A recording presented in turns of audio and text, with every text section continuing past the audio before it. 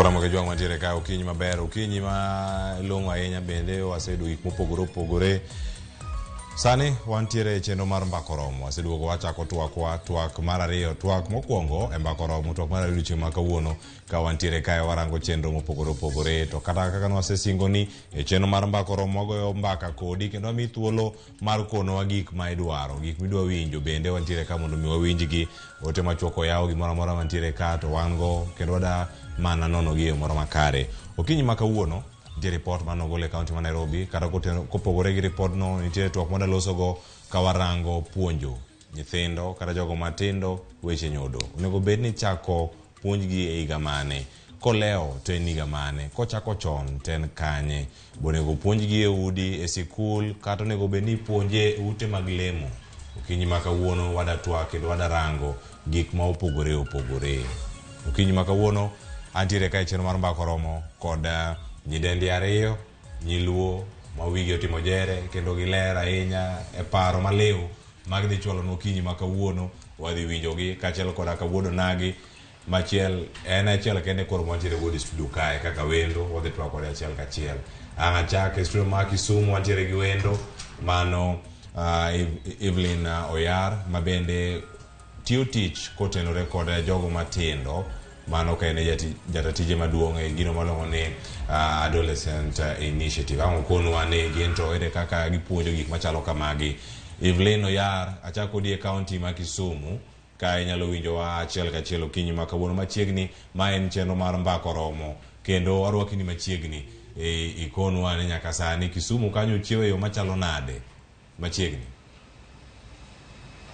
Erokamano Cleophas, an gi nyinga iluonga ni Evelyn Oyar, tiyo gi migawo mar Adolescent Health Impact Initiative.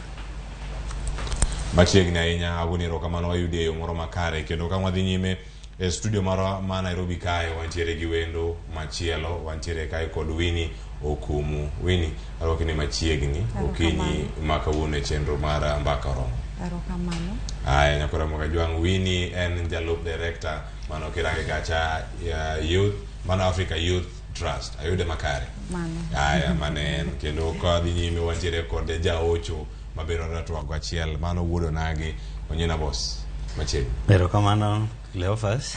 Mana kaka iwache no, nyinga iluonga ni boss Onyina. Alonye weche mag dier wich go. To basa tenora e weche mag hocho. Koro mbaka ma kawuono wadwa goyo en mbaka ma samoro bende yudo thuolo wago gi joma tindo. Ng'eyo no chando jonyuol mang'eny. Barang' mapuonjre. Erokamano ahinya. Koro Ramogi jwang' mondo mi wachak twagni okinyi ma kawuono achiel kachiel. Owinja ne sigana mano losno odiochieng' manyoro ma motere kod report mano gole kaunti ma Nairobi, kata kamano wadhi bedo kwa twak kodgi kendo warango e counties mopogore opogore. Owinja ne report mano losno kanyo kod jafwambo marwa Judith Omondi, jafwambo e wechego mag thieth, wechego mag ngima kaachiel koda wechego mag science. Owinja ne kaka nomiyo report makama. Tend County ma Nairobi ochako puonj koda pedha mager ne joma chuo ma osebedo ka timo tim njore mar bambo nyithindo ma yawuoyi manie kind higni 4 nyaka higni 15. Lipot mane ogol kod migawo mar kit chwech mar kaunti ni ma Nairobi odiochieng' ma kawuono yango ni nyithindo ma yawuoyi 100 manie kind higni 4 nyaka 15 ne oroch ratichgi kod joma chuo mamoko riwo nyithindo wetegi kama moko to gin chuo madongo. We are noting a high number of children undergoing sodomy. In fact, in our data, we almost had about 100 last year. And most of these boys range from the ages of 4 years to about 15. Most of these cases are either being done within the school compound with children of their same age or with adults. And social media has also brought in the issues of TikTok. Somebody would want to use the children. When your school boy or school-going boy comes home, na amejipupulia, do not be quick to punish him, because we note a lot that we as parents, we run so much to punish the children without asking. Roslyn Makabana maina pisa motelo ne kedo kod lwenje mag kit chweche kaunti ni Kwayo jonyuol mondo chak puonjo nyithindgi ka okoni thoth nyithindo yudo midhiero gi tok bed thuolo mar wacho miyo kichopo e ute thieth ka ngimagi ok ber. Sodomy is associated with high levels of stigma, and the boys might not be able to report it. But again, as parents, and also as the schools, and also the county government has taken it up upon itself to ensure that we are creating awareness through the school health program within Nairobi County to also talk about not necessarily only sodomy, but cases of sexual and gender-based violence in schools, and using appropriate age language so that we are giving information that they can be able to work with. Bende lipodno yango ni moheo ji 6,000 ne oroch ratich gi higa mokale kaunti ni. E kwan ni ji 1,000 ne ochwal ng'urgi e nyim doho ka 24 kende mane ong'ad buchgi. Wach magikoni nyayo timbe makamago. E kwan mar mine 2,000 mane oyudo midhiero e kinde mane ginyuol nikech ne otergi nyangu kuonde dak makamkunji kod Mukuru otelo. Ka weche moko liekore ni moko kuom ute thieth ma Nairobi tero nyithindo manyiri matindo nyangu kapod gikwar. Wach mabende tend kaunti no koro luo. A total of about 2,000 women who came to deliver within our public facilities had complications related to FGM. The high numbers were coming from areas of the Kamkunji area and parts of Embakasi East, that is the Mukuru. We are yet to really come up and see what type of these cases. But what we know as a county, we are a transition area where maybe children are brought in to undergo this. And we are working, trying to see what is the best way that can be able to ensure that we have also zero tolerance to FGM as it's envisioned by the national government. Judith Omondi, Ramogi TV. Nyako Ramogi Juang, mane sigana mawayudo kanyo kuom Judith Omondi. Mokwongo kapok wachako kata donjo e puonjo nyithindo weche mag nyodo. Ada winjo pacho duto kachako kod Boso Nyina, kaita ngadhiri Winnie, kaita ngadhi county ma Kisumu, adhi nyaka ira Evelyn. Achako kodi mana pachi ka luore gi report ma winjo sani. Mama na county ma Nairobi, onya chalo nade piny kocha. Erokamano Cleophas, en wach ma lit. En wach ma lit kirocho ratiro mar jomatindo. To jomatindo gin jomadongo makiny. Koro tiende ni ka okang' magintiere nendo ka warochogi to kinywa onge jogo ma kiny nokawo karwa.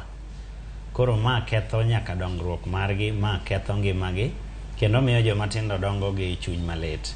To kama en na Nairobi kende, ma bende wang'iyo waneno ni ma endi e chuny Kenya, kama bende chuny sirikal, kendo koro kama ogwechore gi oko, to iyudo kama ng'eny ma ok bi ayanga.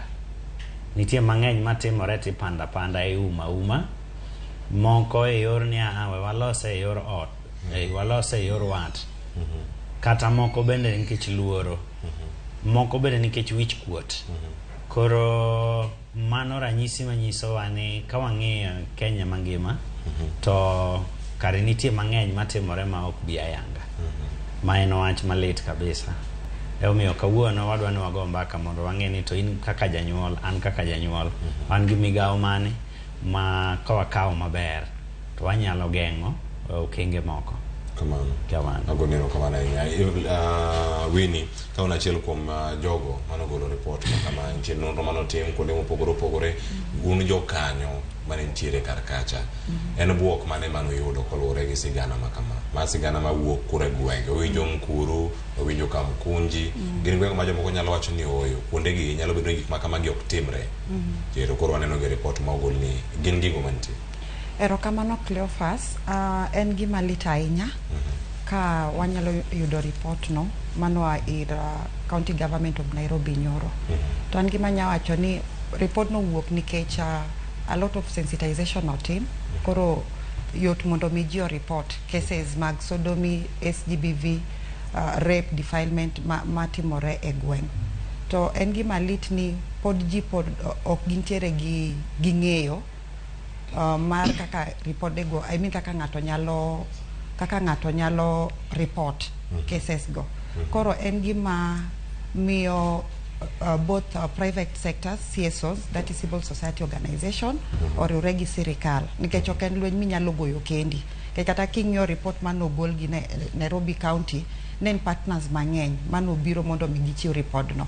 Koro nyaka bed riwruok kind government to gi CSOs that are working towards that area mondo mi ging'i kaka gini nyalo go.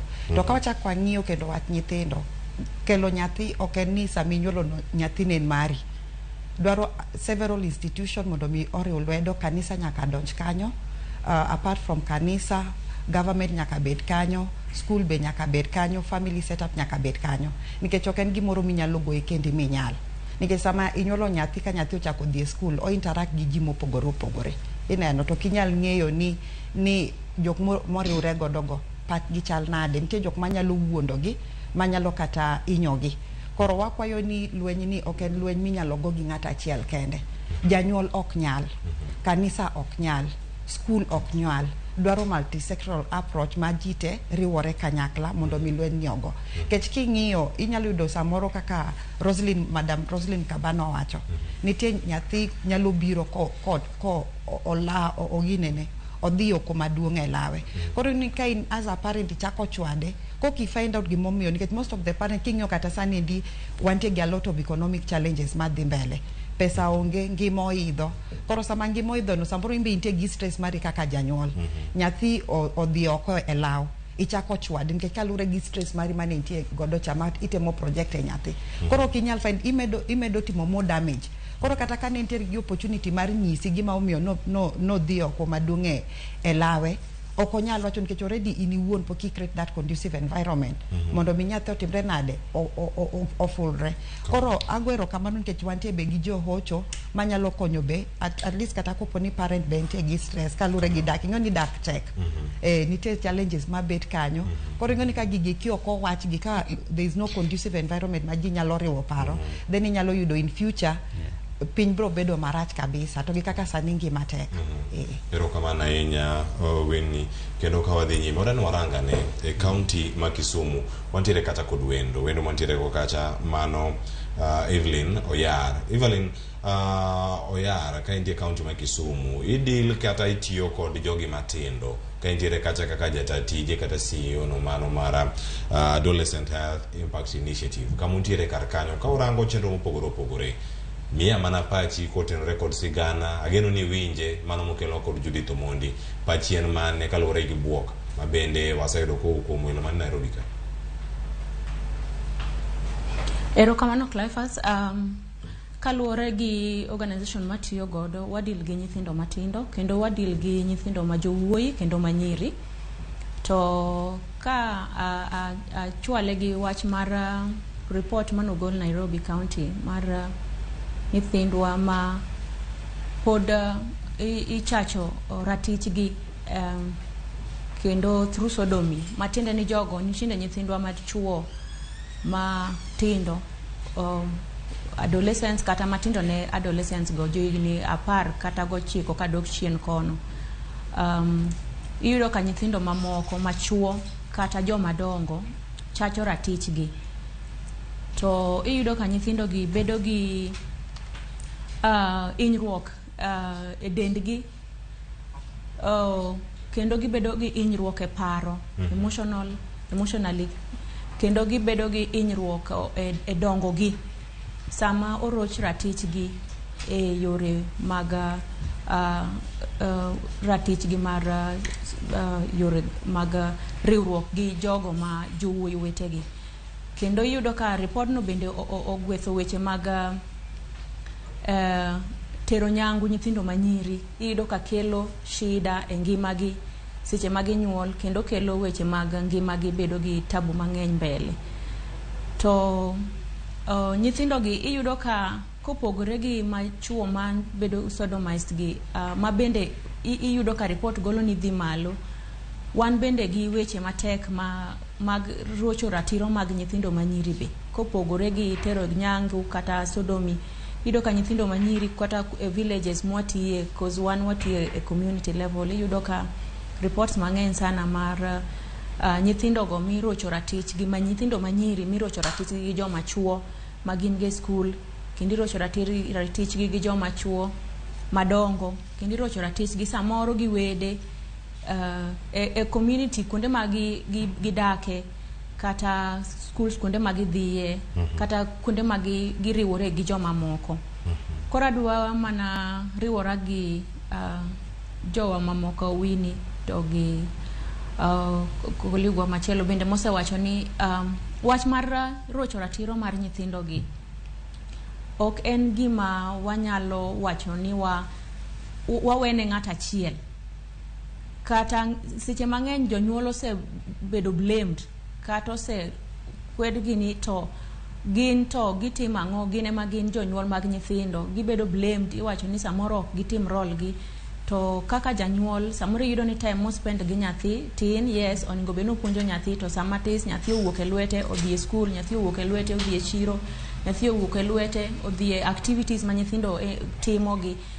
Koro matiende ni nyathi en asset mar community, oningo beni the whole community mangima or gweng' mangima kwa ng'iyo sectors mopogore opogore chung' ne rito nyithindo gi kendo rito ratichgi, kendo ng'iyo ne nyathi ka nyathi mane gwengewa onge ng'amurocho ratichgi. Koro wachako approach gi prevention aspect, mok ni warito ni ka gimoro setimore nyathi ma nyathi ngimane oserochore koro koka wadonjo kwaringo wabire waduto, but wang'iyo ni to structures wa mantiere, communities wa, schools magidhiye, kanisni, kuonde magidake be gin safe, be gin kuonde ma rocho ratiro ok nyal yudo gie mayot. To ka nitiere rocho ratiro moro to bende reports gichopo ne the authority kata sirikal e yo mowinjore mondo nyithindo moroch ratichgi gi oyud konyruok, kendo mondo nyithindo jok morocho ratichgi gi bende face justice. Koro mane gima to ng'awache wachno matin. Ero kamana ahinya Evelina Oyar kene kaunti ma Kisumu. Ayudo yo makare kendo paro migolo en paro bende ma welo mantiere godo kinyi ma kawuono bende gin moko ma bende giyiego e yo moro makare. Kendo koro sani dani wachak mana twakwa kwa wacho ni puonjo nyithindo weche mag nyodo. En tiende ang'o? Achako kodi Onyina Boss. Weche gi gin mage nitiere kanye to nego bende chako gi kinde machalo ng'atimo gi puonjo makama. Ero kamano Cleophas, en penjo maber. Chutho en gima lit ni ng'eny jowa akia nitie luong ni wadak mar wuondruok. Mawach ni kowache to ji dwam nadonje bwo mesa. Jok da mule. Ji dwa nadonje bwo mesa. To piny bende koro lony. Koro chuno ni nyaka wach ni wache ayanga. Kawa wuoye weche mag nyodo. Mokwongo gimago mone mondo ayang ne jowa ni dhano ka dhano inyuolo ka inyuolo kane ginyalo e yor nyodo. Mano emomiyo onge skul mapuonjo weche mag nyodogo moloyo kogike koro kamitiye gi nyalo mar nyodo mondo mi nyodo odhi mbele. Gima dho ngere yiena gilo gi dho ngere matine ka jo piny bende winje maber ona gibe joma gikone gine dho ngere gine e dho mar ariyo. Koro wan gi gima waluongo ni sexual script ma dhano ka dhano nyuolgo. Emomiyo onge skul mapuonjo ji on sexual activities. Iyudo ka en ndhadhu moro mawuok gi age to kae to bas ikete tim to bende ji dhi mana mbele. Kane waikore mondo wakendi ne onge ng'ama nopuonjowa ni bas koro gin gi gima iting'o kama itiyo kode kama, to bende wayudo ka wagine wadhi mana mbele. Koro ber mondo mi e kind mbaka mamoko ma wago gi nyathi ber mondo mi wanyis ni wapuonj nyathi ni to ang'o momiyo en nyako, ang'o momiyo en wuoyi. Koseng'e gino maber mano wachaka puonje yor nyodo. Jomagi ma chake nikech kan bende ka kinde ma chako puonjo nyathi weche machalo kama. Ichako in kaka janyuol kosirito mondo dhi e skul, ng'ama chake, ng'ama timo. Ero kamano. We an ahero ga yawo iye matut. Kamano. Wachake kata kapok wawache. Nikech wan e buk mokwongo, wan e ranyisi mokwongo wa nyithindo neno. Bende wan responsible in our sexual life. Magi ma wachako kapo kata ka nyathi obedo gi winjo wach ineno. Nitiere jonyuol moko ma koro iyudo ka dhi ginyorore gi nyithindo. Gidhi ginyorore gi nyithindo mamiyo nyathi oseneno weche mang'eny ma ka koro ang' iduogo iwachone to koro compare gi gik manoneno kuomi to weche gi dhi timore nade dhi gwarore. Kato mae manyiso ema miyo koro nyathi kodong' ka en kama koro kia ni to adieri ni kanye to ang' nodhi bathe oyud mbasne kata jalo moro mainge matin koro kucho kodhiye to ema ang' oaye gi rach. Koro wachake as early as ka nyathi onyuol in terms of bedo responsible e weche wa mag sexual life. Kae to bas nyathi kadongo to nitiere okang' mako gike to koro en gi winjo. Koro ichako pogone ni fuonde mag dendi kama. Mae mapogi mamiyo in nyako, mae mapogi mamiyo in wuoyi. Kae to bas inyise ni nitiere kaka bende ng'ato nyalo tiyo gi fuonde negi marach maroch ratiche. Lakini nyaka koro iduogi e okang' mar nyathi. Joluo nowacho ni wat imedo osiep. Mondo mi ma otimre nyaka ibed osiep nyathi. Ng'enywa wabedo mabor gi nyithindo. Ma nyaka koro ka nyathi osetegno ka ang' ineno both moro kuome koro kibiro gi uwi, koro kibiro gi koko. Ma indi miyo nyathi medo bedo kodi mabor kendo ma miyo nyathi bedo gi kido ariyo. Ka en mbele ni to bolore kabisa to kodhi oko to bedo mang'aw. Ema miyo gidonje obadho ma wanyalo geng'o. Koro ka wan osiep nyathi ema miyo nyathi bende bedo thuolo ma ka ng'ato mule fuondege mi lose ka to ang' obiro koni kane wadhi e skul kata kane wadhi e sport kata kane wadhi tugo to ne ng'ane omula kama. Kae to bas koro mano miyi thuolo sa ma ugo mbaka tibedo jalo moikore winjo maloyo jalo moikore reto e wach. Machielo nitiere gimoro ma waluongo ni kako nego bedi to gi kaka en ma dho ngere luongo ni ideal to gi real. Ng'enywa wathoro kwamo e ideal kacha kako nego bedi. Kako nego bedi ng'eny ne en kaka lek. The wish, ideal to the real. Mae makelo jonyuol moko korang' no chak gore gi nyathi koneno ka gimoneno pogore gi kako nego bedi. Mae ndi mang' miyo lweny ang' nowuok kaka to koro chieng' machielo koro nyathi okunjo pache. Koro kata nyathi hinyore nikech gigi to ok chakre dichiel. Kata mana jogo ma samoro bende dhi timo kodgi timbe mag toragi. Okungo bedo kodgi machiegni. Moko nitie miwuondo gi gik moko matin ma dho ngere luongo ni incentives. Kae to bas odhi oneno ni jal mamiya incentive ni kare mae osiepna. Kare mae ng'ama nyalo rita maber, ng'ama nyalo chiko na ite. Kae to bas chiko it ka. Ing'eni ng'ama chiwo incentive cha to chiwo ka nitiere gimomeyo. Nikech onge gimoro amora matimore ka yiem nono. Gimoro ka gimoro timore with a reason. Koro maendi e gik manyaka koro wang'e kaka jogo man kod machiegni. Moloyo ka nyathi samoro jonyuolge monyuole nokadho e yor tho. Jonyuol notho. Ka gidonje lwetwa. Bende wamiyo gi aluora mar dala. Bende wamiyo gi osiep. Man miyo koro gineno ni kata bed ni janyuol na ma nyalo chiko na ite onge. Lakini jalo madak godo ni pod en jalo machiko na ite, en jalo mani koda machiegni. Kae to wachako go kodgi mbaka chon. Koro wadongo kaka gimedo dongo, kaka gimedo winjo. Nitiere seche ma pod gitindo to samoro gin gik misiemonegi tilero tiende. Ka koro ang' gidongo to koro en gima ugoyo mbaka. To in bende winjo pachgi to gin ging'eye nang'o, giwinje nang'o, ging'eye nang'o. To gin giwegi ka gima kama otimore. Digi geng' nang'o. Kae to bas ka gisenyisi tiyudo thuolo mar loso kuonde ma ok ging'eyo mabeyo. Correcting the misinformation.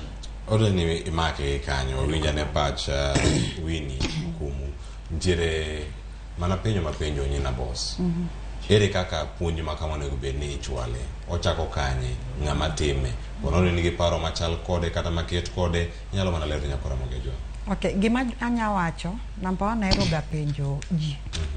In kaka Cleophas, ng'ama nopuonji bed achiel gi ng'ama miyo, ng'ama chielo, kikawachi ni ng'ama miyor.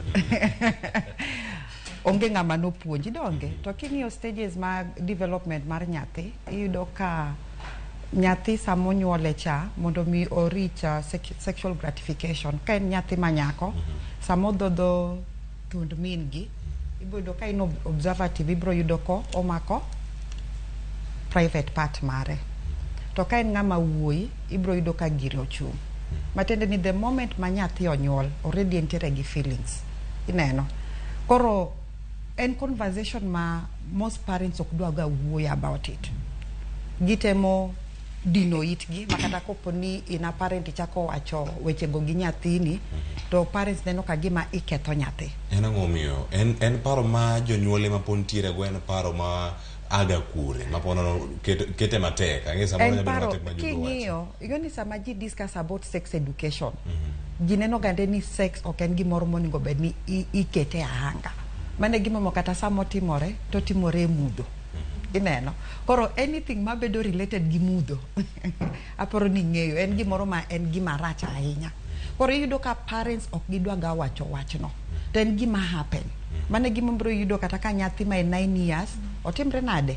En opek. Dongo sebedo gi statistic me yudo nyathi ma kata ma 9 years, ni opek. Ipenjori nyathi nyendi, nong'e weche gi nade. Koro gima watemo wacho, it is high time parents mondo mi o play responsibility. Wan kaka parents wasebedo gande watemo mondo mi wadodge such responsibility. Anyalo mi example when we were hit by COVID-19. School no lor. Ang'o mane timbre social media? Parents no all. Kendo gipenjo mana ni to school ni. Kagi neno ka that time former CS Kagwe katimo press briefing. Jingyo mana ni school yao chieng mane ke parents all. Sani no kel gimiluongo ni CBC.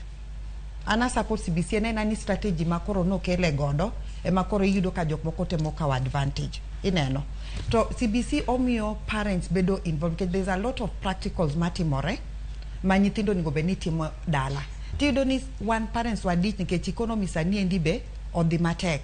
Koro yudo ka parents manyo ma ibro yudo ni most of nyithindo gi ng'among'eyo kit gi makata kopo ni onyisi kit nyathini en jatich matiyo ni cha. Emong'eyo nyathini kendo onyalo nyisi kata history mar nyathi. But janyuol ok otimre nade? Ok ong'eyo makata kopo ni onyisi ni nyathini ni nokwalo. Ini wuoni bro wacho kaka ng'ano wuondoni. Ineno kech ionge time gi nyathino. Koro my advice bro bedo ni wan kaka jonyuol nyaka wa create time gi nyithindwa.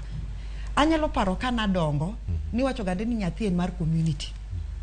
Kitimo makosa, jirani bro chwadi, to sama mama ubo biro cha, nikech anadongo gi, my mom was very strict. Ineno. Ko winjo to chwadi, eno bro chwadi gibao, gimo biro ire cha. Emotimre nade, ogo igo. Ma there was a time abe na penye daga deni to mabe minwa monyola dier. Ma eno sika okech, ineno, makati samoro kech most ina dak gibabawa. Kori doni samugi koli deka de dala, tacha kuma na paroro, Simba. Simba nitie kache chade. Kori doni nyathi mar community.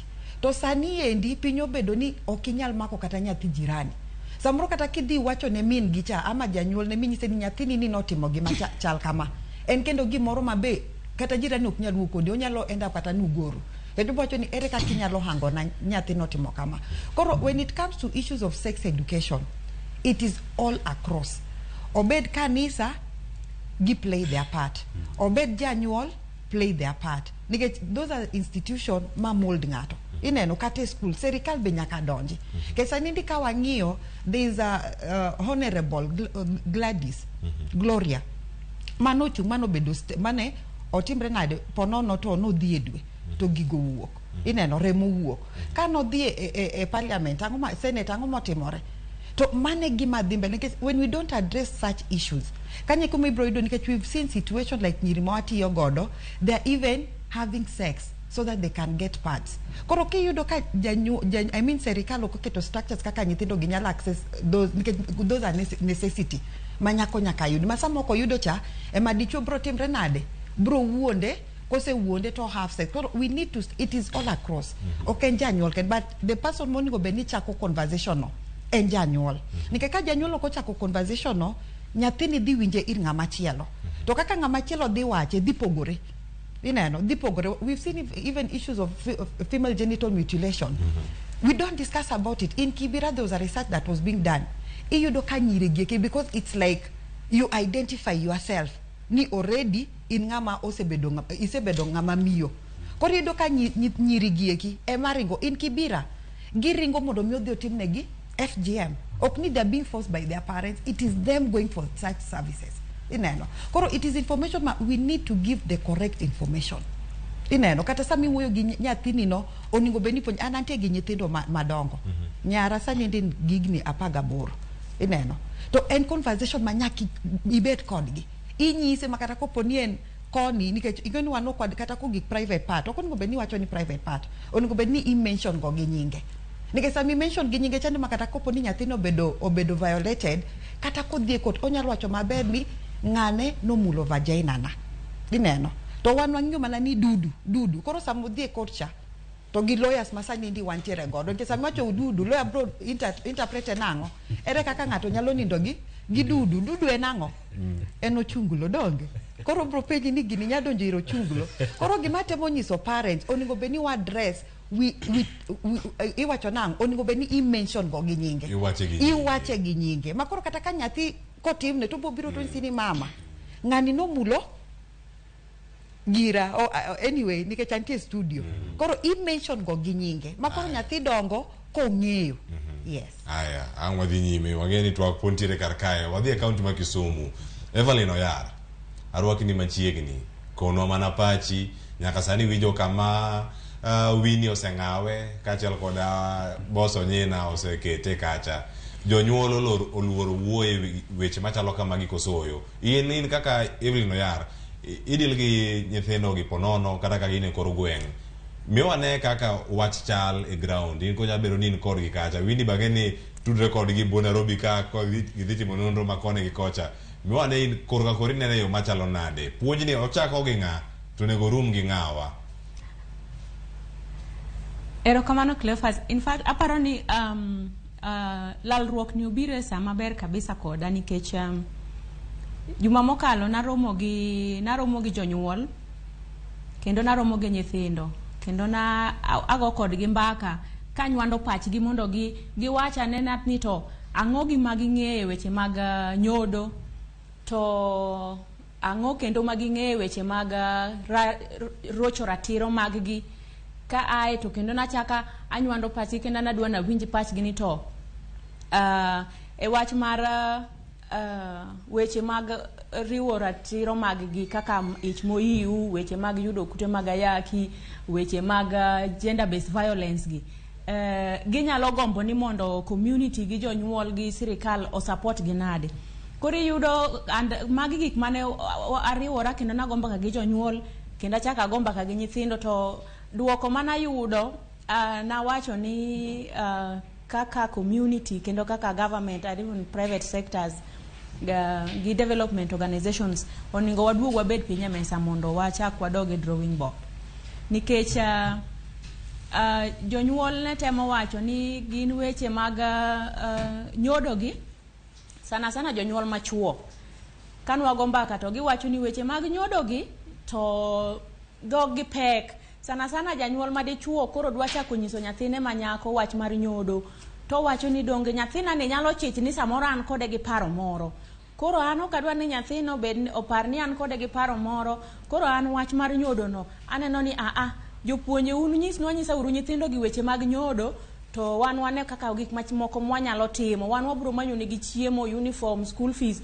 to weche mag nyodo gi kaka ng'ama dichuo mana kuot gi ma janyuol ne wacho kaka ng'ama dichuo ka ng'achako wacho nyathina ma jaklas 7 manyako nyalo chich ni koso baba ni samoro nitie gi wach moro kuoma ka to kachaka gombaka gi nyithindo to giwacho ni weche mag nyodo gi especially weche mag sex yo mane gitemo golo go pachgi gikawo sex ni en gima rach mano mokwongo giwacho ni sexual intercourse is very dangerous If you have sexual if you have sexual intercourse, you will get diseases and you will die. Koro iyudo ka kana nono pach gi amedo engage gi tiyudo ka nyithindo gi magi winjo gi weche mag nyodo gi bor kabisa matina ni nyodo ni en gimoko nigo bed kata ni en tabu, en gima chalo gima environment magintiere okete gimoko nigo bed kata ni wacho, nikech en gimoro makelo tho, en gimoro makelo tuoche, en gima oningo we at bay, oningo we gi chien kucho kendo kik mule kata. Then iyudo ka kendo ne gitemo wacho ka gigolo pachgi ni gigombo ni jonyuol obede kod gi machiegni, jonyuol omigi attention, mano bedo kod gi machiegni, mondo jonyuol oteme chiko itgi, mondo jonyuol oteme wuoyo kodgi. Mage gik mane gitemo chiwo ni mondo ka inyal konygi mondo jonyuol owuo kodgi. To kendo ka chaka ago kodgi mbaka ti iwinjo ka giwacho ni weche mag nyodo gi, apenjo nyithindo manyiri ni to bi nyalo bedo thuolo ka baba ogo kodi mbaka weche mag nyodo. Ko puonji kata kaka inyalo ritori, kata ka ng'ato otimo orocho ratichi to onyise ni koro ibi nyise, inyalo bedo thuolo. To iyudo ka nyithindo manyiri ng'eny giwacho ni an ok adwa ni baba wachna wechego. Samoro mame manyalo wero no wachna, to kipenje ni to baba ok idwa ni wachni nang'o, to ineno ka koro withdraw. Koro gima na lane lesson no kata kana temo nywando pach nyithindo gi jonyuol e weche yo mwanyalo loso godo wach mar puonje nyodo kuom nyithindwa en ni nitiere gimiluongo ni culture, yani gik mwang'iyo, gik mane wang'iyo timo, beliefs gi cultures gi practices mane wang'iyo timo mantie e pachwa kabisa.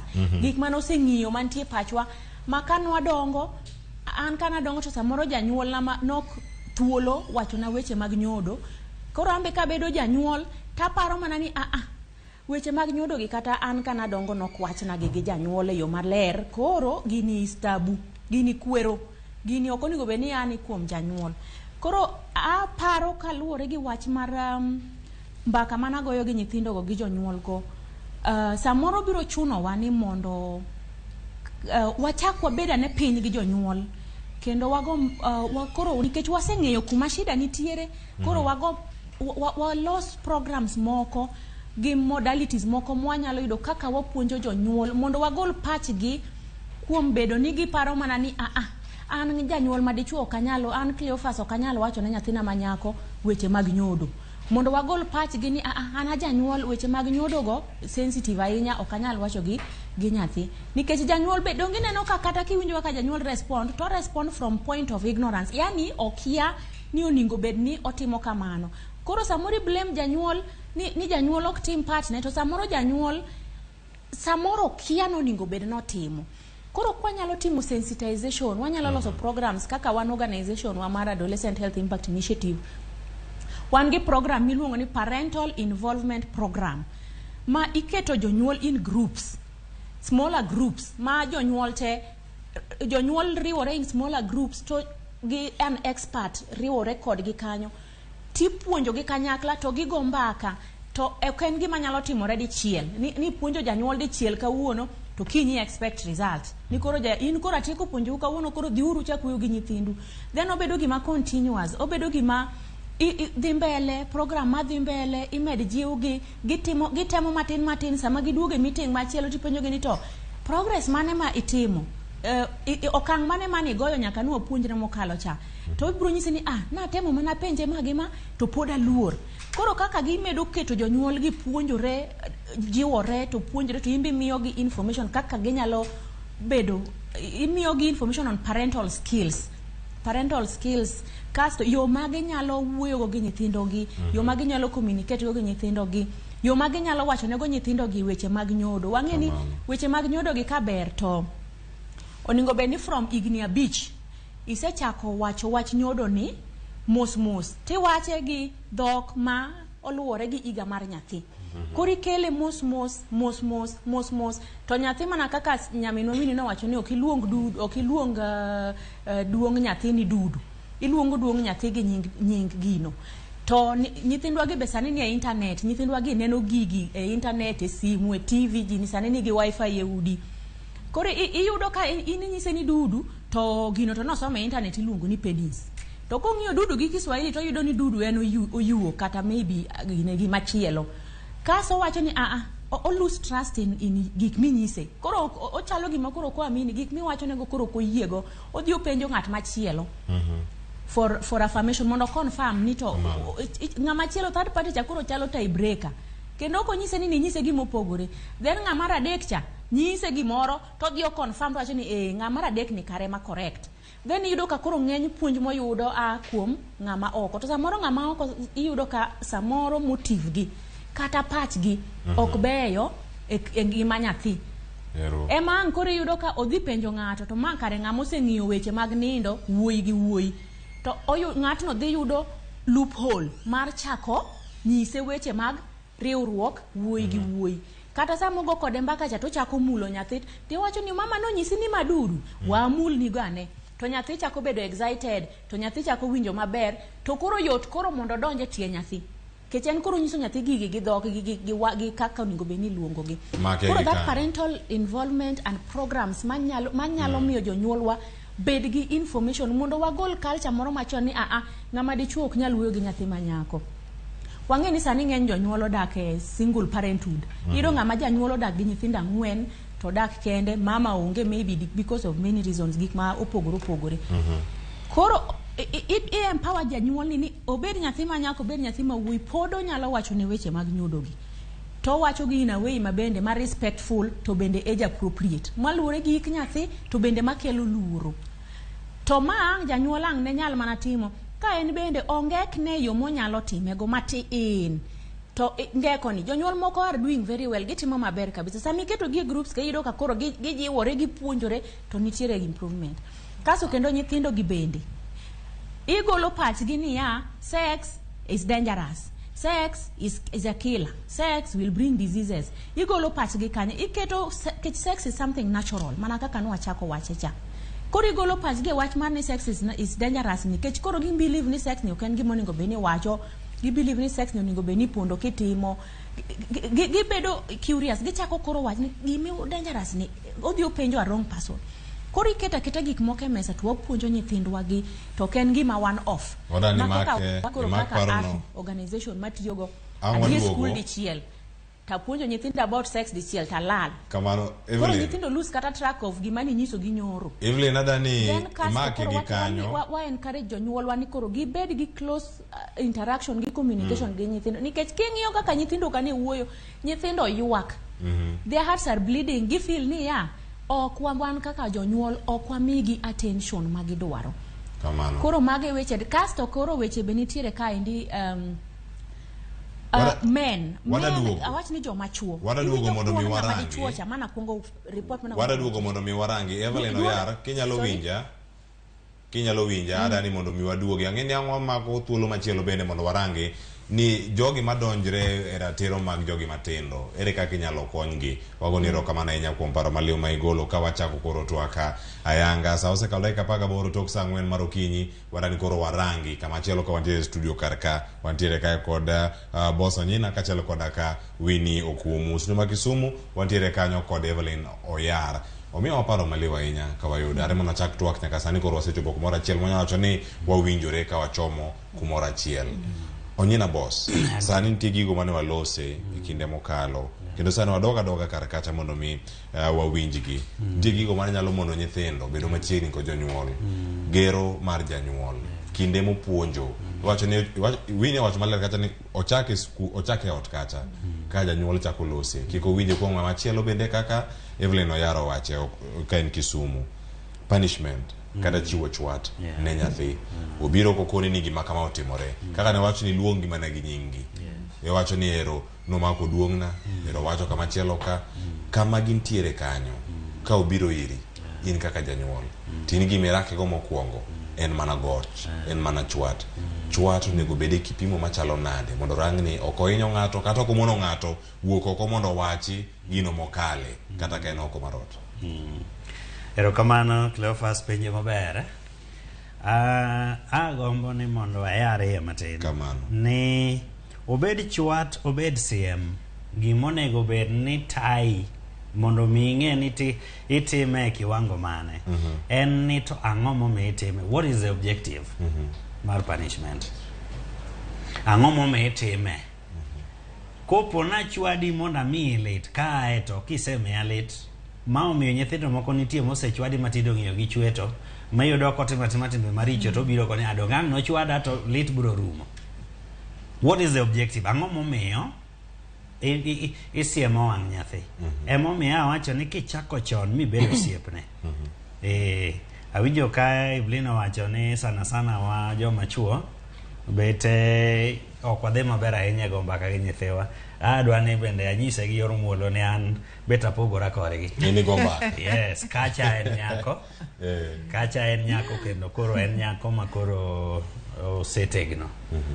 Osebedo koro nyako ma gamore ma weche mag remo gi nade. To jambaka na matek. Jambaka na matek makiro kwa gombaka to ingine mikoni to gombaka migo ge nyathi. To korea nikech wan osiepe. Kawa yiere adier gi honesty. Osiepni mosiepni. Ang'o ma wawacho ka osiepewa? Donge wanyalo wacho gimoro amora ma ok inyal wacho gi ng'ama ok in godo thuolo. Tiende ni osiep ma wacho ni medo gi wadcha kelo thuolo moro kanyo mamiyo nyathi gombo mana tang' na chop sadi mondo awache kodi wachni.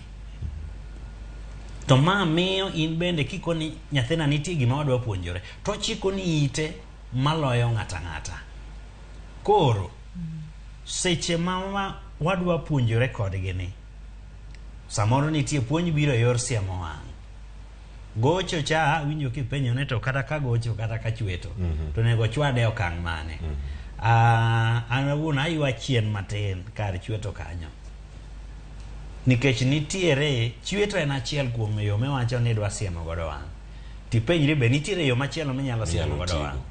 Yes, nikech wawacho ni chweto konegi chweti gi mirima. Tadiere seche ma ichweto bi chweto ka kinyiero. To kopo ni chweto kinyiero be nyathi neno gimitemo lero ne ichweto cha. Seche moneno ka iyo wang'e kobuok ni kare atimo tim marach mochwanyo baba mochwanyo mama. To ich wang'ni ema ang' ichwetie mokalo kang'. Koro miyo chweto to en mana achiel kuomgi. Moloyo motimo tama makoro dwane nyaka ikete rem moro matin. Imiye lit moro matin makoro lit no ang' paro ne ni gini kanuoyo. To en gi lit moro magimakorego. Lakini chutho kanitie yo machielo ma bende pod inyalo rieyo godo gima oboth cha ma ok itiyo gi yor chweto to dibed maber moloyo nikech mae mamiyo ang' mirima ma in godo cha ok mi muomri kuom nyathi mi hiny nyathi. Omiyo ajiwo jonyuol ni kapok ogik e chweto kuong ing'e to bende nitiere yore mamoko minyalo loso godo wachni. Aya gima wawuoye en puonjruok. Bedi puonj nyathi sex education gi chweto. Mokwongo seche michwade nyathi osebedo disappointed kuomi. Sama nyathi obedo disappointed to ywayo mabor kodi.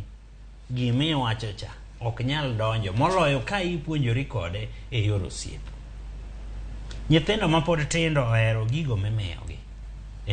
Mondo miyo morgi. Emiyo nyathi yudo kata koa chiemo yieng' to pod kikelo gima chielo to pod otimo nade? Yes. Koro kiseng'eyo, en ng'eyo ni to nyathina ni ere yo mang' na akele wo machiegni mondo mi wachna ni odonji. Koro imiye zawadi mo matin.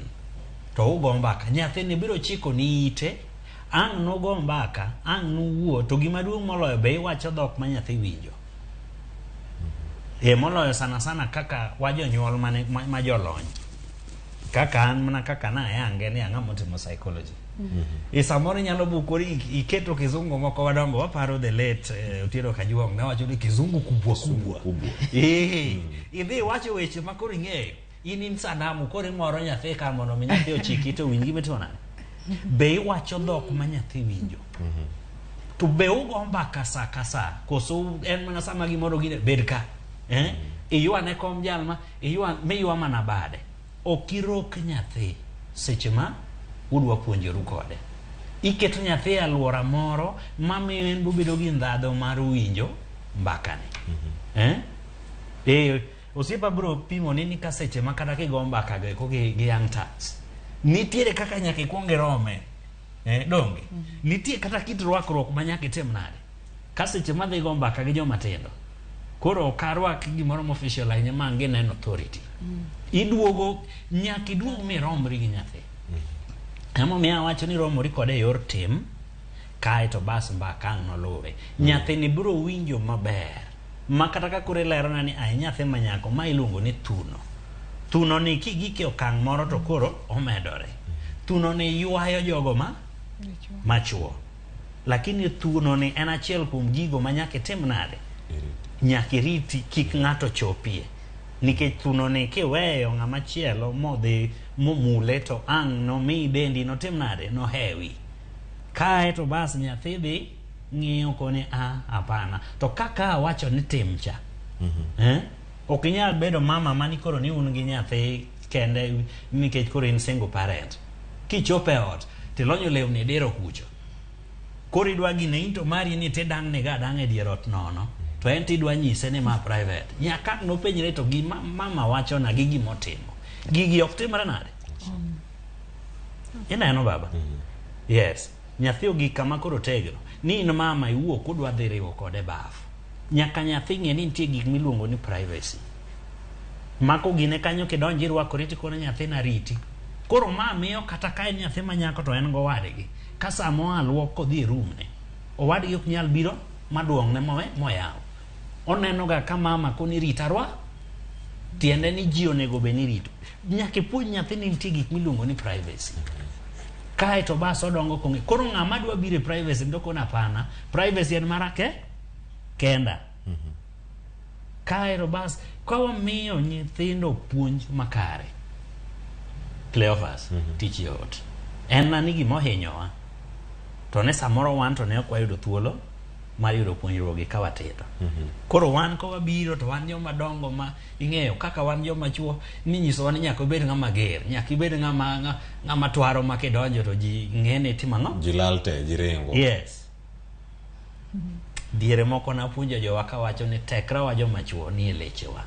To lechewa ma tekre wa ni onego watigo mar nyiso hera gi rit makare ne jogo ma kodwa. To ken mar kelo luoro. Nikech luoro ni emang' nomine gi pand gigo mabeyo ma wanyalo puonjore go kodgi mondo mi wateggi. Kae to bas wafwenyo kodeko.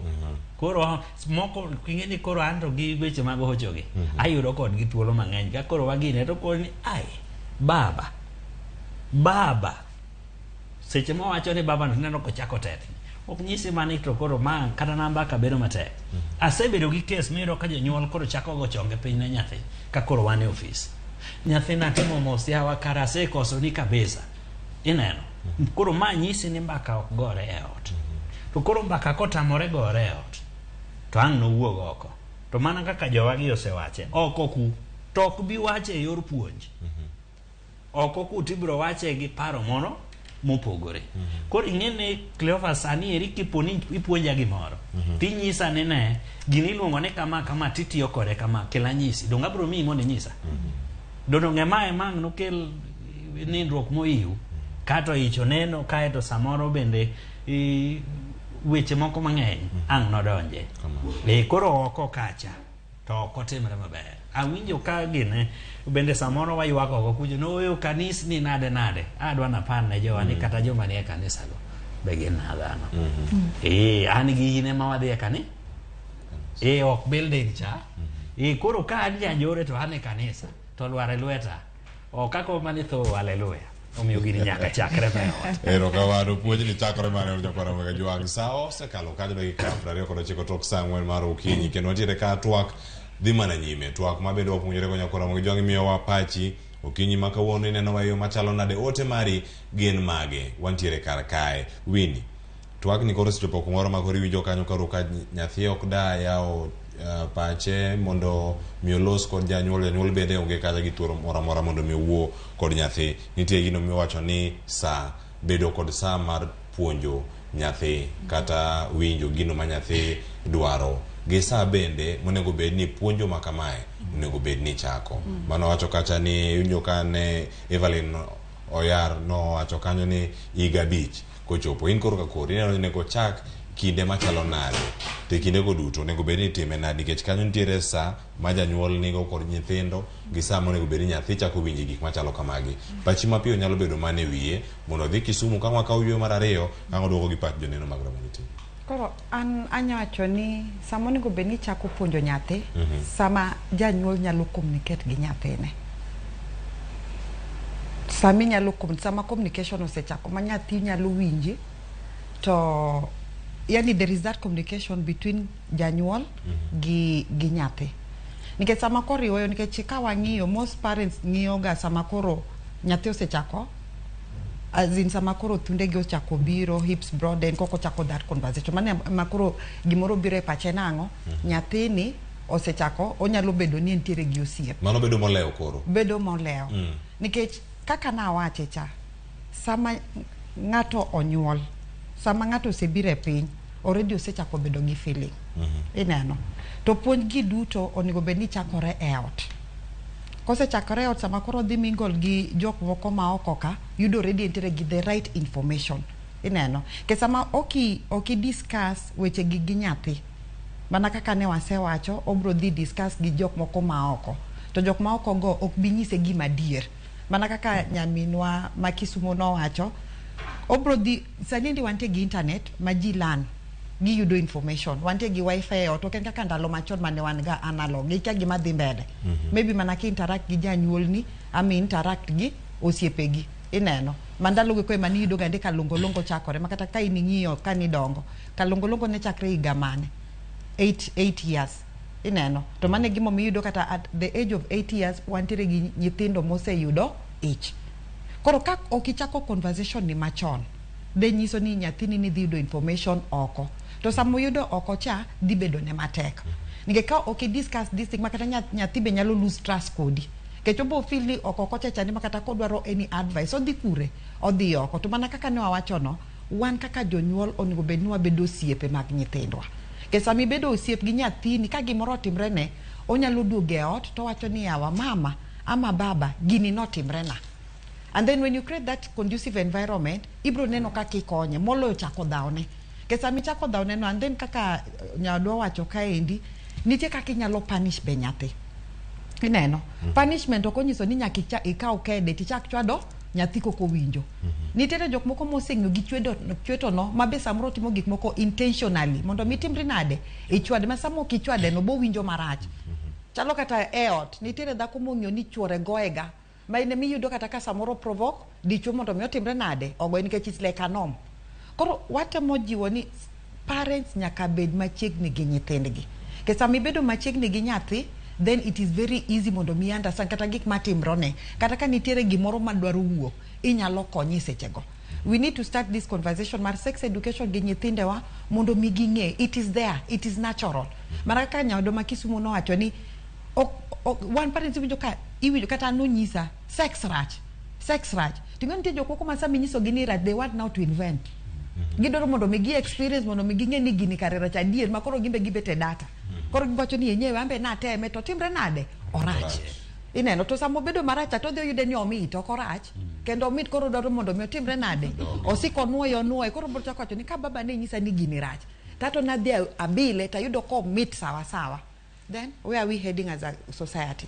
Koro it is high time parents or discuss they be friendly with their children mondo mi nyithindo nyalo yudo kuma giringe mokwongo nikech sama be build that relationship ido ka nyathini bro trusty ananyalo paro kana chako dwe baba we manong'eyo kana chako dwe kech I used not to stay with my mom ne ndala en japur baba we mano adak godo koro yudo ni periods alafu ndalo go eko be ni yudo gande ka ni biro gande skunde inyiso kata ka kitiyo gi pad ke ndalo machon yudo ni mondo mi ng'ato tigi ka kodhi dwe otiyo gi either mattress amutiyo gi law ineno kore makanya ndi bro yudo kiso ilawi alafu nitie bullying ichako buli kata nyithindo ma jowuoyi kata nyiri be chako nyiero. Koro ng'oni sama gigo timore yudo kata nyathi ma nyako ni ok bi dwaro dhi skul nikech o feel embarrassed, iluongo ni period shame.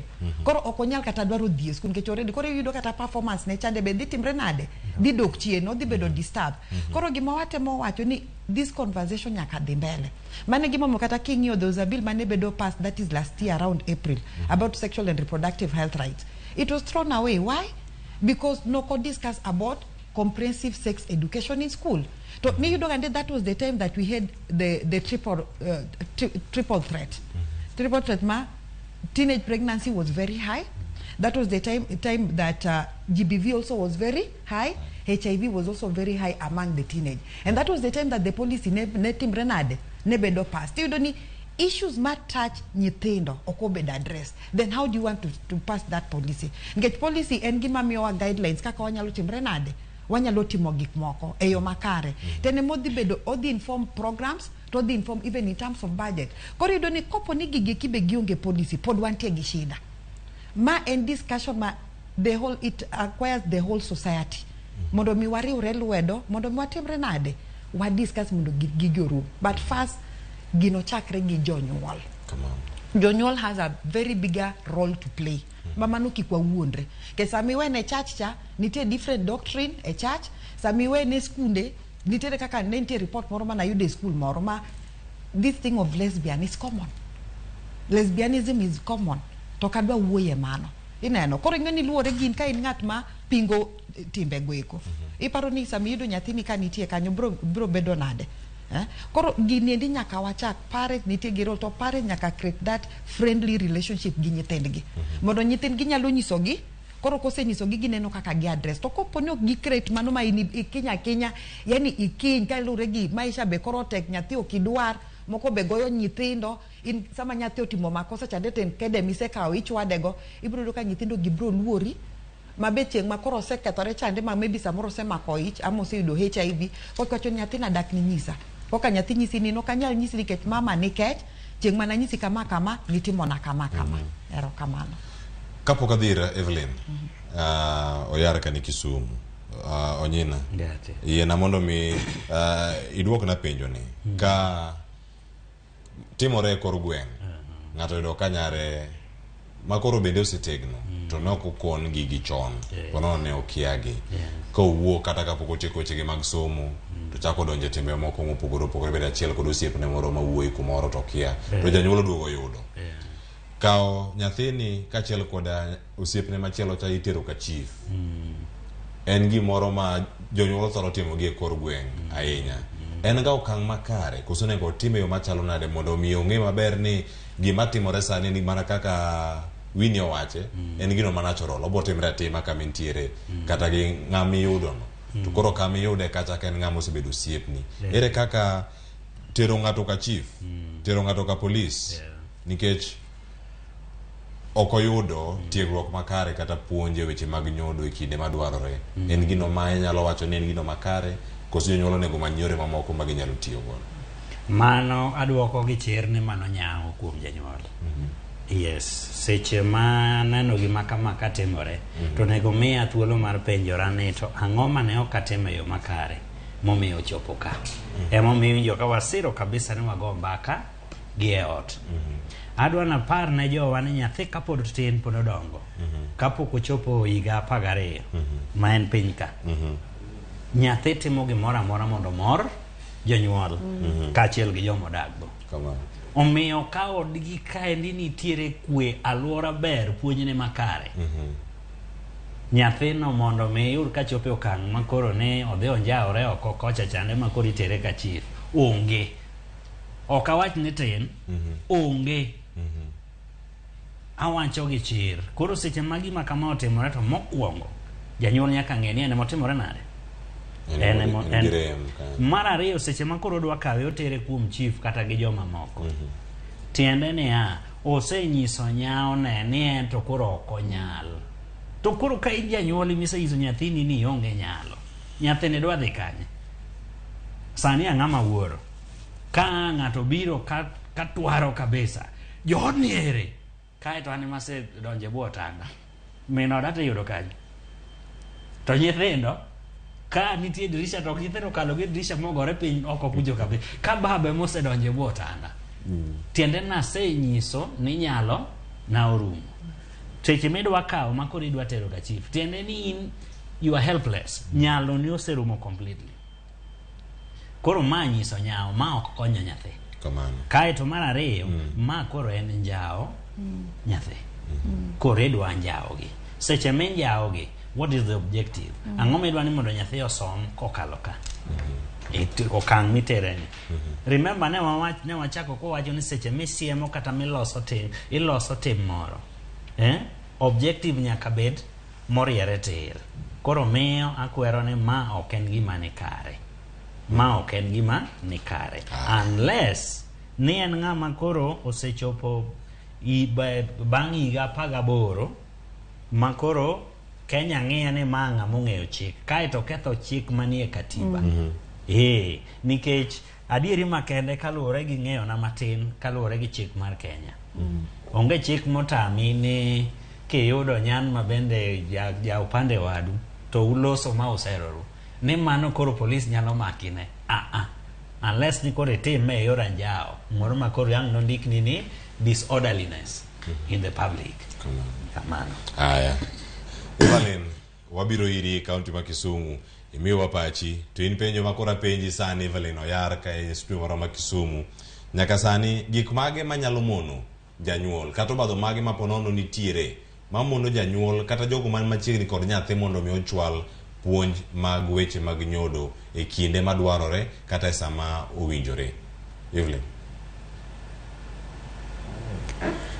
erokamano Cleophas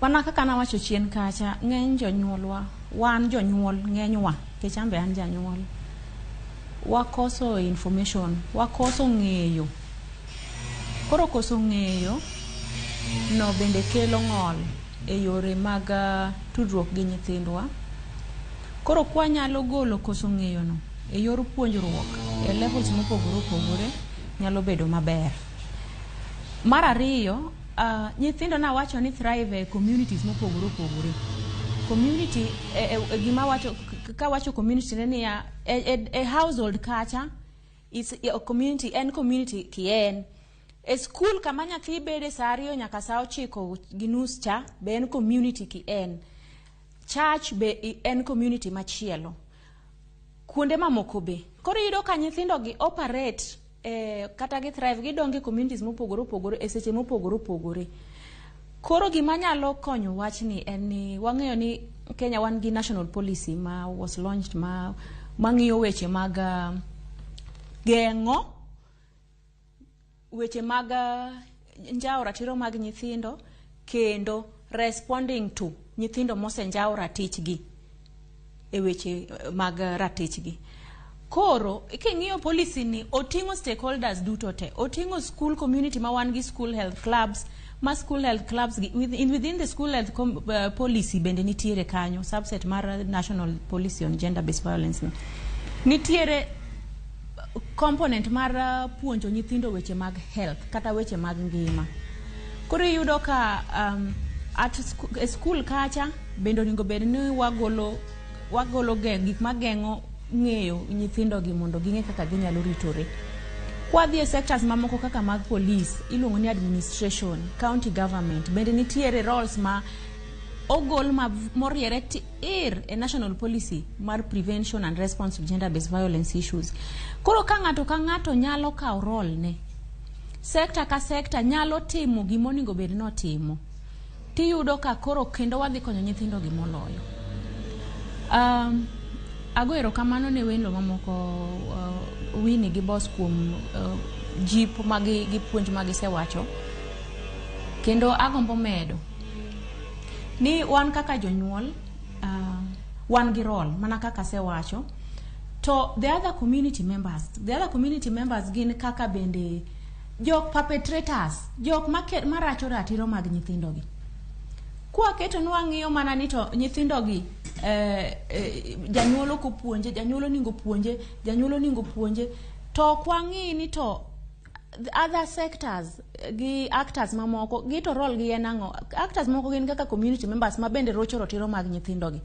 To nwasewacho ni samoro mondo ang' ichok the whole community chak chwado, kata kaka ne boss wacho ni samoro as a preventive measure, gengo kaka yor gengo ber ka jogi ma waselieko ni nyalo kelo rocho rotiro mag nyithindo gi kaka group mar joma chuo, kokirito ni mondo girochi tikelo gi tipuonjo gi tinyiso gi rach mar rocho ratiro mar nyathi ma pod tin, tinyiso gi bende gima sirikal wacho kata gima chik wacho e rocho gi ngima mar nyathi.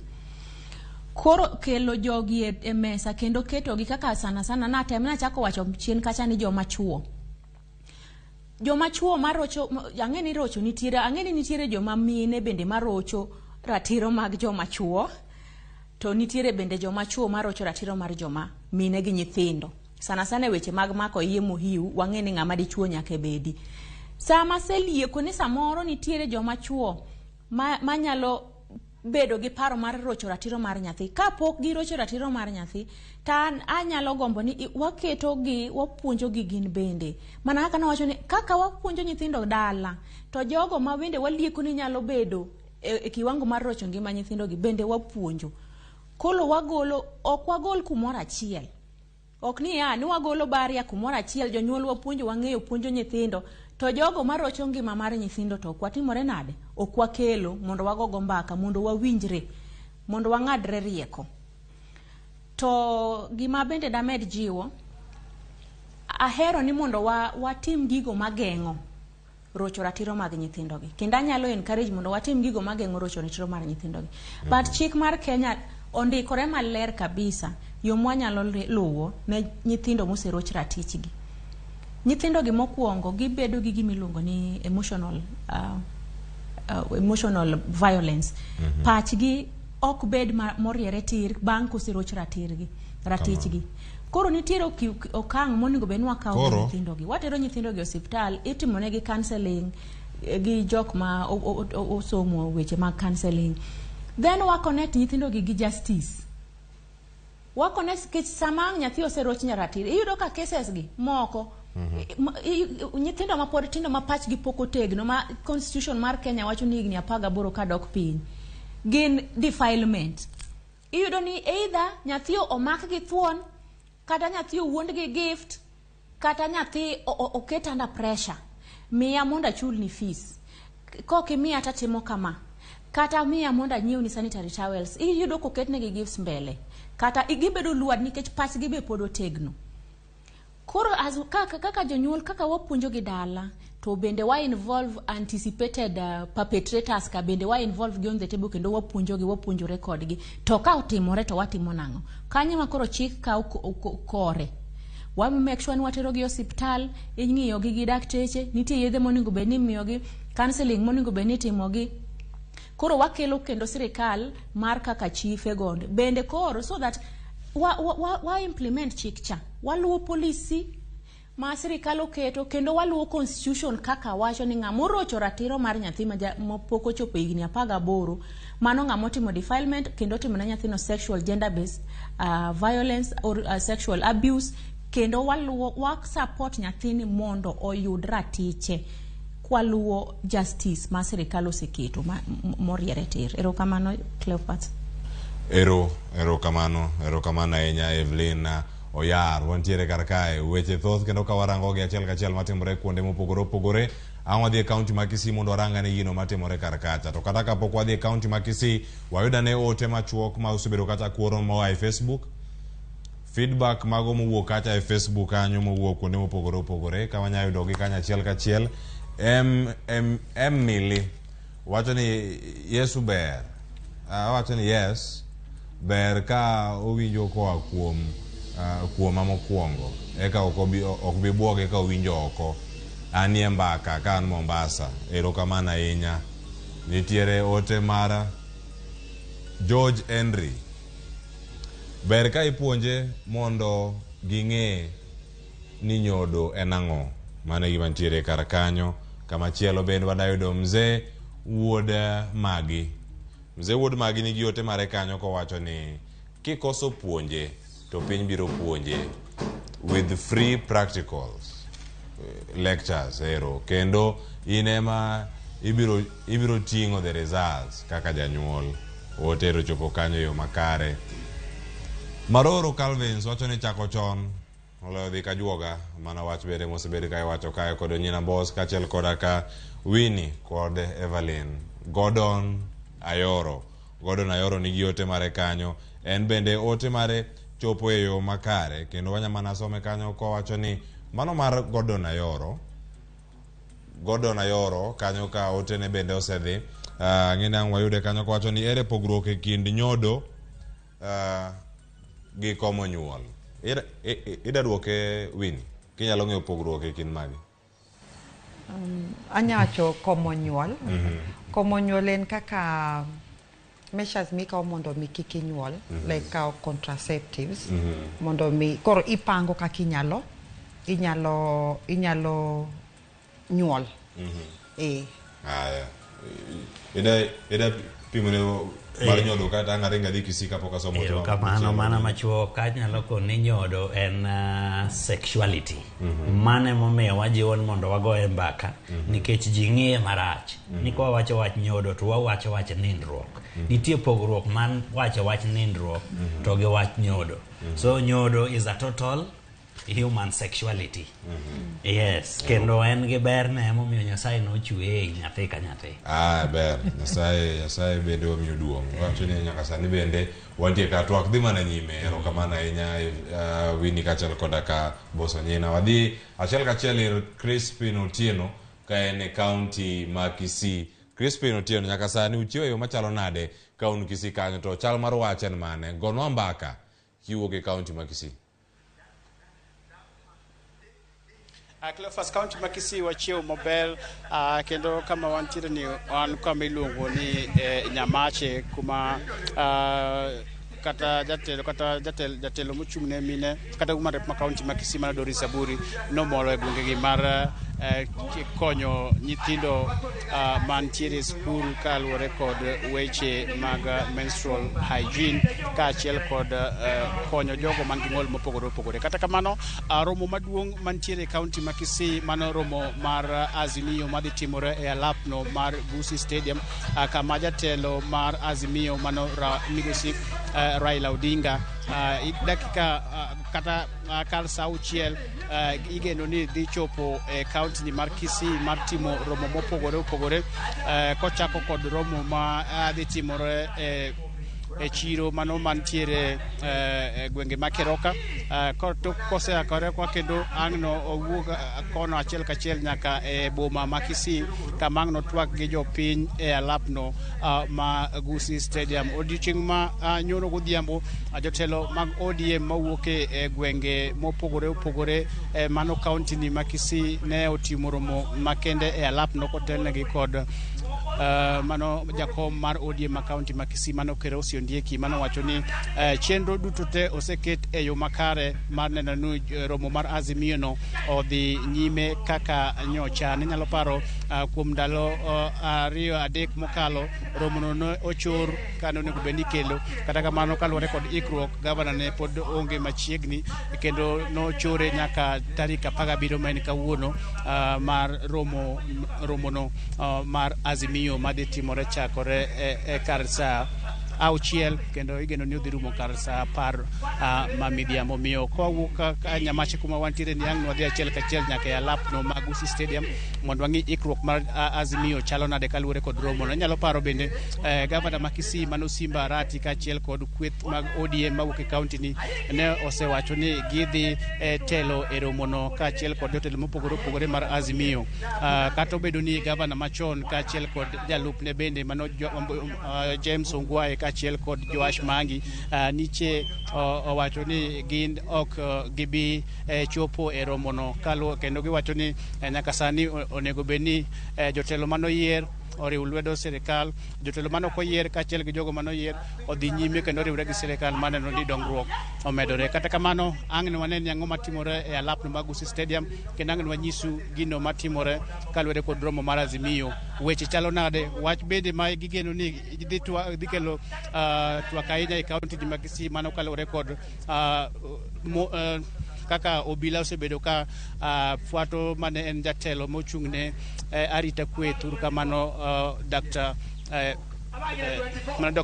Matiang'i, ma bende wachne osebedo ka kelo buok ahinya ne jogo mawuok e kaunti ma Kisii. Omiyo ang' na wuok achime alapno ma Gusii Stadium, ang' na nyisu ni ikruok mar Azimio mar romono chalo nade, Cleophas? Chris, wagoni erokamano ahinya nimar sani bende ka ang' watieko, ang' wadhi nyime kod luwo chenro mopogore opogore romo mar Azimio madhi timore e kaunti ma Kisii. Kar sa 7 weche manyien mag migago, ang' wadhi nyime kod yudo weche makamaga. Goni erokamano ahinya e ring kod rang chenro mopogore opogore matimore e kaunti ma Kisii. Sa osekalo dakika dika, osekalo dakika 6, mano sa 4 dakika 56. Koro sano dana watiek twak ka warango puonjo nyithindo weche mag nyodo. Nyaka sani ochopo kama chalo nade? Evelyn Oyar, an kuomi kanyo gi dakika 1 kende mondo miya wach mari mogik ni nyaka sani ochalo nade ote mari ne jonyuol, riwgi ariwa kata te nywandgi, jorit nyithindo, jonyuol kaachiel koda ka nyithindo go bende nyaka jonyuol gi duto, nyaka kanisa. Ote mari en mane mondo mi gichwal puonj machalo kamae ne nyithindegi? Ote mara, Cleophas, ne nyithindo, jonyuol gi sectors duto te, jo kanisa gi community, en ni wariwre uru, wapuonjre uru kanyakla mondo wakony nyithindwa. Maduong' ne jonyuol, wachakuru puonjo nyithindwa weche mag nyodo, kata sex education kapod gitindo, kwanyisogi weche kata kwang'iyo okang' kata migawo kata igni magisechope, ka wapuonjogi matin matis kaka gimedo dongo, mondo nyithindwa gi wabed gi nyithindo ma ngimagi ber, kendo nyithindo manyalo kelo dongruok e community e ngimagi mambele. Erokamano. Agoni erokamano ahinya Evelyn Oyar. Aduogo e studio kan gi dakika 1 bende ang'e gidhi pogo e dire ka an kae kod Winnie Okumu kaachiel kod boss Anyena miyo mana oche mari mogik. Achako kod Winnie. Okay, an gima nyawacho beta wa prevent kapok otimore. To mondo mi wa prevent kapok otimore, mokwongo ma en lweny madwaro kila ng'ato ka ng'ato mondo mi play part. Janyuol, caregiver, kanisa, school, to gi sirikal kata community. Wabedo gimoro achiel, wawacho dhok achiel mondo mi wakony nyithindwa, nikech nyithindo gi gine leaders makiny. Koro sama ngimagi okethore, to nyiso ni ok wabibedo gi the next generation. Sana nikech an advocate ne nyithindo manyiri. Sama nyathi nyako ok oyudo education makare, sama nodhi obedo defiled, ma samoro kata skunde, nikech most of them nitie statistics ma sani waonge godo. To nitie moko ma be ok obedo reported, ma iyudo ka koro nyathini endi kata kogi concentration mare school ok onyal. Koro kopo ni ok address issues go eko tiyudo ka onge generation ma bobedo, will not have the next generation. Wabobedo gi generation ma moko maybe gin dalo giti ka gi nyithindo ma jowuoyi odonje drug and substance abuse. Koro ibro yudo ni we don't have a productive generation. Koro akwayo mana ni en lweny ma dwaro kila ka ng'ato play. Erokamano. Erokamano ahinya. Boss Anyena, wach mari mogik kitie pinyo ni en oketo ratiro jogo manyiri. Erokamano. Joma chuo koro ni kuomi ka. Geno wani kuomi. Boy child, kik uluora be antie. Mano omiyo jaduong' Cleophas otimo maber. Okon ni gini timone balancing. Erokamano, aywayo it jonyuol e yor puonjruok ni janyuol chakore nyathi. Kanisa chakore nyathi. Oganda chakore nyathi. Koro miyo wan jogo mosekalo kang' mar nyathi, wariwre uru mondo warit nyithindo, mondo kiny wayud jonyuol, wayud kanisa, wayud oganda, mondo mi wayud tieng' mabiro. Ka ok kamano, gi migapa mar hocho antie mar konyo jopiny. Yes, mosetimore go koda mbaka. Cleophas bro miyo namba na ne kone amamia uru namba mar jaocho nyina ne winjo ka wago mbaka maber to koro kata ok wanyal time hocho ka watimo mana puonjruok kamano koro wabiro yudo thuolo to wabiro puonjore kendo wabiro gero ganda kanyakla puro dhi thuolo bende malungo duto mondo mi twak makama odhi nyime ok orume Ramogi TV twak mar mbaka romo kae agone erokamano duto kuom yudo thuolo mar twak kod Ramogi TV ano achak twak sadek mar okinyi nyaka sani en moro nyako Ramogi jwang kata in bende ka intiere dala kacha wagoni erokamano ahinya Derrick Okomo wacho ni owinjo maler ahinya kan Kirinyaga County Kerugoya Town puonj ne ni e yo makare Ramogi TV mitna kendo puonj ber aduwa musna mamana Masiliana Okomo kani Magunga Gwasi Milalu Dalton owinjo makare kan Russia Hospital Emergency kae waloso jotuo eyo makare erokamano ahinya jogo duto maoro ote wagono erokamano nikech chun wabedo kod twak machalo kamae wiko rumo ka on chieng' tich abich awe mana nigi moro amora midhi timo e weekend kochakore kawuono tok chenro mar mbako romo time yo moro makare gi ng'ama owinjore sama owinjore mondo mi jogo kik maki nyiga Cleophas Oluoch Elo Sharon Ong'aw kod Joyce Oduor gi jogo duto manokero chenro biro yo makare oriti masani Nyasaye oriti weekend pek iriti yo makare